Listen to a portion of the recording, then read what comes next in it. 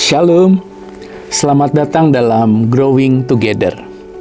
Mari sebagai murid yang memuridkan, kita bersama-sama belajar dan bertumbuh dalam kebenaran firman Tuhan. Let's grow together.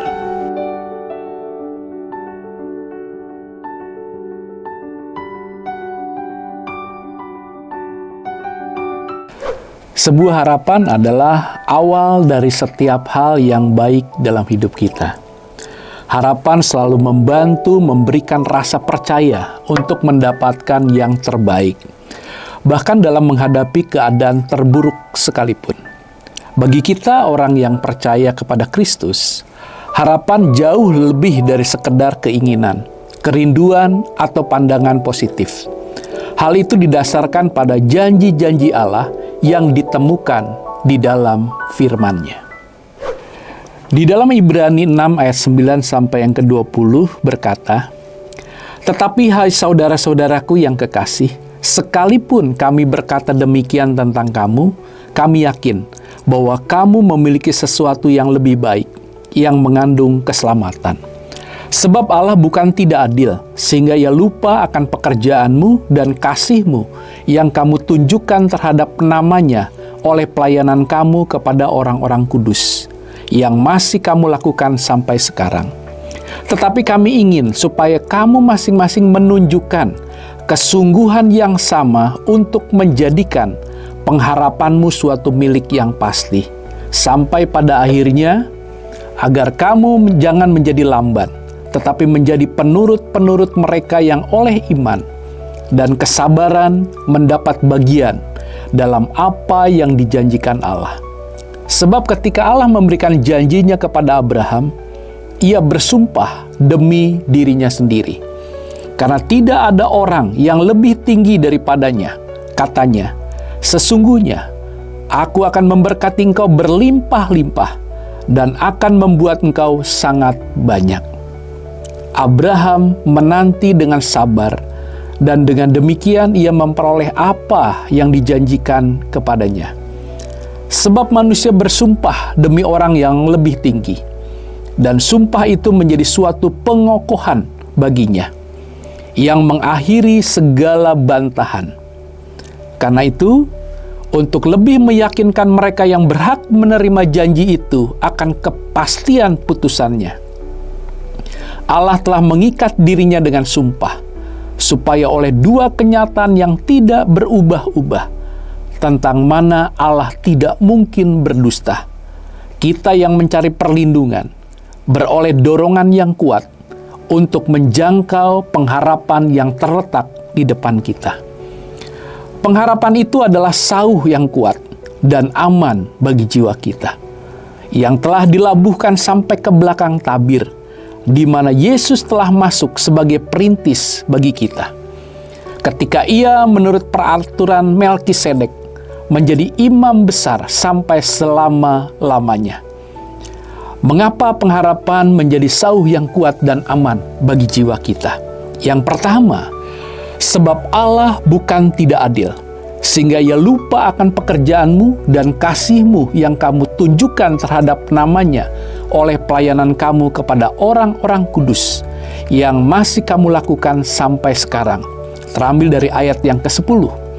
Kata tidak adil berasal dari kata Girika dikos, lawan kata dari pistos yang berarti dapat dipercaya atau setia. Alasan pertama untuk yakin bahwa pengharapan kita di dalam janjinya adalah pasti, yaitu bahwa Allah adalah pribadi yang dapat dipercaya. Seorang penafsir bahkan mengatakan bahwa kata pistos dicirikan dengan integritas yang jujur. Hal ini menegaskan bahwa Allah adalah pribadi yang setia dan memiliki integritas yang dapat dipercaya. Kesetiaan Allah tidak dapat dibandingkan dengan kesetiaan manusia. Allah tetap setia walaupun kita tidak setia, merupakan pernyataan dari 2 Timotius 2 ayat yang ke-13. Pernyataan ini berarti bahwa Allah tidak dapat menyangkal dirinya sendiri, sehingga Ia akan tetap setia menepati janjinya kepada kita, sekalipun kita tidak setia. Yang kedua, sebab ketika Allah memberikan janjinya kepada Abraham, ia bersumpah demi dirinya sendiri. Karena itu, untuk lebih meyakinkan mereka yang berhak menerima janji itu akan kepastian putusannya, Allah telah mengikat dirinya dengan sumpah. Ayat 13 dan ayat yang ke-17. Kalimat ia bersumpah demi dirinya sendiri dalam teks Yunani menegaskan bahwa Allah bersumpah dengan mereferensikan karakter dirinya yang adalah pribadi yang setia itu. Ditegaskan juga dalam ayat 17, Allah telah mengikat dirinya dengan sumpah, yang arti literalnya adalah bahwa Allah menggaransikan, Allah menjaminkan dirinya untuk sumpah yang diucapkan dalam seluruh janji-janjinya. Pengharapan di dalam janji Allah adalah suatu kepastian, karena Allah menjaminkan dirinya sebagai garansi yang dapat dipercaya. Yang ketiga adalah bahwa Allah tidak mungkin berdusta. Dari arti literalnya Allah tidak mampu berdusta. Allah adalah kebenaran sehingga tidak ada ruang untuk sebuah kebohongan atau dusta dalam setiap kata-katanya. Hal ini jelas-jelas menjamin bahwa apa yang dikatakan Allah dalam janjinya adalah suatu kepastian. Apa yang harus kita responi untuk tetap berharap akan segala janji Tuhan? Satu contoh yang dikatakan oleh firman Tuhan ini adalah Abraham menanti dengan sabar, dan dengan demikian ia memperoleh apa yang dijanjikan kepadanya. Kata sabar dalam teks Yunani memiliki arti menahan marah. Kesabaran yang dilakukan oleh Abraham dalam menanti janji Tuhan bukanlah menanti tanpa gejolak perasaan dan gejolak iman di dalam hatinya. Tetapi Abraham berusaha menahan gejolak perasaan itu di dalam penantiannya. Dan hal ini berbuah dalam penggenapan janji Allah dalam hidupnya. Mungkin Anda sedang menghadapi tantangan ataupun kemunduran di dalam pekerjaan ataupun usaha. Atau mungkin juga di dalam hubungan dengan orang yang Anda kasihi. Mungkin Anda sedang berjuang secara finansial, atau berjuang di dalam tekanan hidup yang besar yang saat ini sedang menimpa Anda. Jika itu sedang terjadi pada Anda, jangan takut. Karena selalu ada harapan di dalam Tuhan. Karena kita tahu Allah kita setia. Dia telah bersumpah dengan menjaminkan pribadinya di dalam hidup Anda, dan Dia tidak mampu untuk berdusta.